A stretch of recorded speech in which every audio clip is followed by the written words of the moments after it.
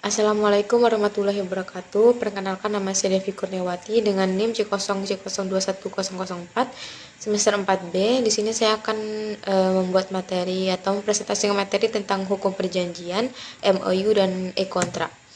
Adapun daftar isinya yaitu yang pertama ada pengertian hukum perjanjian, yang kedua itu ada jenis dan syarat perjanjian, yang ketiga ada saat lahirnya perjanjian dan pelaksanaannya, yang keempat pengertian MOU, kegunaan dan isinya, yang kelima ada penjelasan tentang e-kontrak.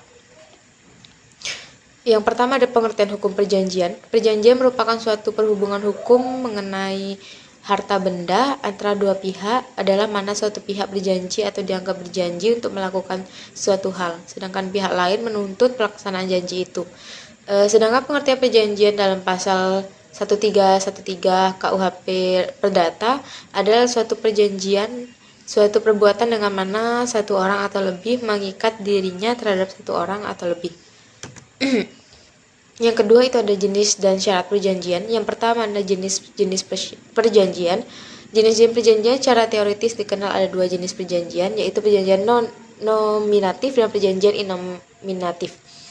Perjanjian nominatif adalah perjanjian yang telah diatur dalam Undang-Undang KUH Perdata, sedangkan perjanjian inominatif adalah jenis perjanjian yang tidak diatur dalam KUH Perdata tetapi lahir dengan sendirinya karena adanya asas kebebasan berkontrak.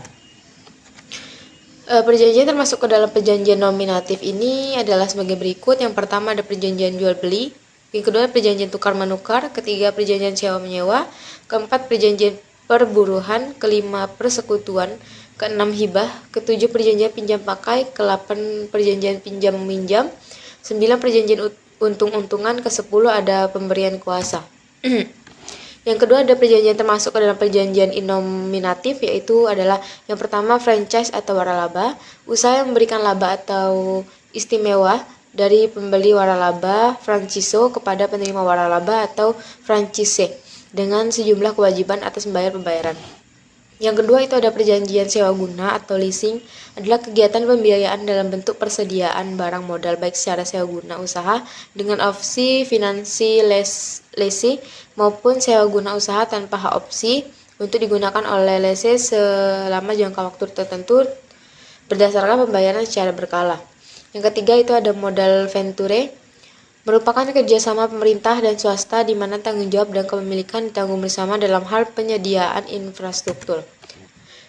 Yang kedua ada syarat perjanjian. Menurut pasal 1320 Kitab Undang-Undang Hukum Perdata, sahnya perjanjian harus memenuhi 4 syarat. Yang pertama ada sepakat untuk mengikatkan diri. Sepakat maksudnya adalah bahwa para pihak yang mengadakan perjanjian itu harus bersepakat setuju untuk setiap kata mengenai segala sesuatu yang diperjanjikan. Yang kedua ada kecakapan untuk membuat suatu perjanjian. Kecakapan untuk membuat suatu perjanjian berarti mempunyai wewenang untuk membuat perjanjian atau mengadakan hubungan hukum.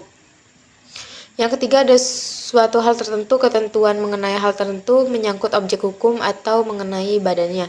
Yang keempat ada sebab dan halal, mengandung pengertian bahwa pada benda atau objek hukum yang menjadi pokok perjanjian itu harus melekat hak yang pasti dan diperoleh menurut hukum sehingga perjanjian itu kuat. Yang ketiga itu ada saat lahirnya perjanjian dan pelaksanaan. Yang pertama, saat lahirnya perjanjian, salah satu teori yang digunakan untuk menentukan saat lahirnya perjanjian itu yakni teori pernyataan Alting teori. Menurut teori ini, perjanjian lebih ada atau hadir pada saat suatu penawaran telah ditulis surat jawaban penerimaan. Dengan kata lain, perjanjian itu ada pada saat pihak lain menyatakan penerimaan atau ekspektasinya. Yang kedua itu ada pelaksanaan perjanjian. Pelaksanaan perjanjian ialah pemenuhan hak dan kewajiban yang telah diperjanjikan oleh pihak-pihak supaya perjanjian itu mencapai tujuannya. Jadi perjanjian itu mempunyai kekuatan mengikat dan memaksa. Perjanjian yang telah dibuat secara sah mengikat pihak-pihak perjanjian tersebut tidak boleh diatur oleh dibatalkan secara sepihak saja. Yang keempat ada pengertian MOU, kegunaan dan isinya. Yang pertama kita bahas pengertian dulu.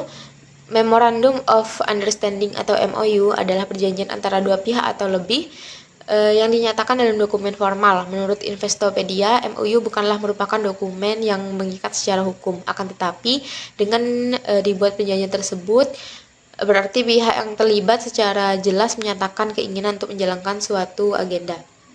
Di Indonesia, beberapa contoh nama lain dari MOU adalah nota kesepakatan. Nota kesepakatan atau kesepahaman, perjanjian kerjasama atau perjanjian pendahuluan. Pada dasarnya MOU memang bukanlah dokumen yang memiliki kekuatan mengikat, akan tetapi dalam dunia bisnis, nota kesepahaman sering dianggap sebagai kontrak dan memiliki kekuatan mengikat secara moral. Yang kedua ada kegunaan, menyepakati tujuan bersama. Yang kedua mengurangi resiko ketidakpastian. Yang ketiga mencatat perjanjian dalam negosiasi awal. Yang keempat pembatalan perjanjian lebih mudah. Yang kelima menjadi framework sepakat dan kontrak. Yang ketiga itu ada isi MOU. Yang pertama itu ada judul. Judul perlu disepakati para pihak yang ada. Penting untuk menetapkan judul yang tepat agar jelas siapa yang terlibat, seperti sifat MOU dibuat misalkan nasional atau internasional. Yang kedua ada pembukaan. Bagian ini memuat hari, tanggal, bulan, tahun, dan tempat pendatangan saat MOU dibuat. Yang ketiga ada substansi Memorandum of Understanding. Hal yang harus disepakati dalam bagian MOU adalah maksud dan tujuan perjanjian, ruang lingkup kegiatan, pelaksanaan kegiatan, serta jangka waktu yang sudah disepakati semua pihak. Bukan hanya itu, biaya penyelenggaraan kegiatan juga perlu diuraikan. Lalu, tak kalah penting, aturan pelatihan kegiatan dan perubahan yang terjadi harus dijelaskan di bagian ini. Yang keempat ada penutup. Buatlah kalimat penutup yang sederhana dan tidak bertele-tele pada bagian ini. Yang kelima itu ada tanda tangan para pihak. Yang kelima penjelasan tentang e-kontrak. Pengertiannya yaitu kontrak elektronik atau e-kontrak, atau istilahnya adalah kontrak online atau kontrak daring, yaitu kesepakatan para pihak untuk saling mengikat demi tercapainya tujuan bersama yang dilakukan secara elektronik. Secara umum kontrak elektronik diartikan sebagai kontrak yang dibuat dalam bentuk elektronik. Yang kedua itu ada asas-asas dalam e-kontrak. Dalam UU ITE juga terdapat asas-asas dalam KUH Perdata yang dapat digunakan dalam kontrak elektronik. Asas tersebut seperti asas kebebasan berkontrak, asas konsensualisme, asas itikat bait, asas kepercayaan, asas kekuatan mengikat, asas kepastian hukum, dan asas keseimbangan. Yang ketiga itu ada penggunaan e-kontrak. Terkait dengan tata cara penggunaan kontrak elektronik setelah diatur dalam Undang-Undang ITE secara spesifik diatur dalam pasal 18 yang pada pokoknya menyatakan yang pertama, transaksi elektronik yang dibuat melalui sistem kontrak elektronik itu bersifat mengikat para pihak. Para pihak memiliki hak untuk menentukan hukum yang berlaku atau diterapkan dalam transaksi elektronik yang digunakan dalam kontrak elektronik. Ketiga, bila mana para pihak tidak menentukan pilihan hukum dalam transaksi elektronik, maka hukum yang berlaku dalam berdasarkan kepada asas hukum perdata internasional. Yang keempat, para pihak memiliki hak dan wewenang untuk menentukan kewenangan untuk menetapkan lembaga penyelesaian sengketa alternatif. Yang kelima, bila mana para pihak tidak melakukan pemilihan terhadap forum atau lembaga yang berwenang untuk menyelesaikan sengketa yang timbul, maka yang berwenang menangani sengketa atas terjadinya transaksi elektronik adalah ketetapan dan berpedoman pada asas hukum perdata internasional. Mungkin cukup itu yang dapat saya sampaikan. Lebih kurang saya mohon maaf. Saya akhiri. Wassalamualaikum warahmatullahi wabarakatuh.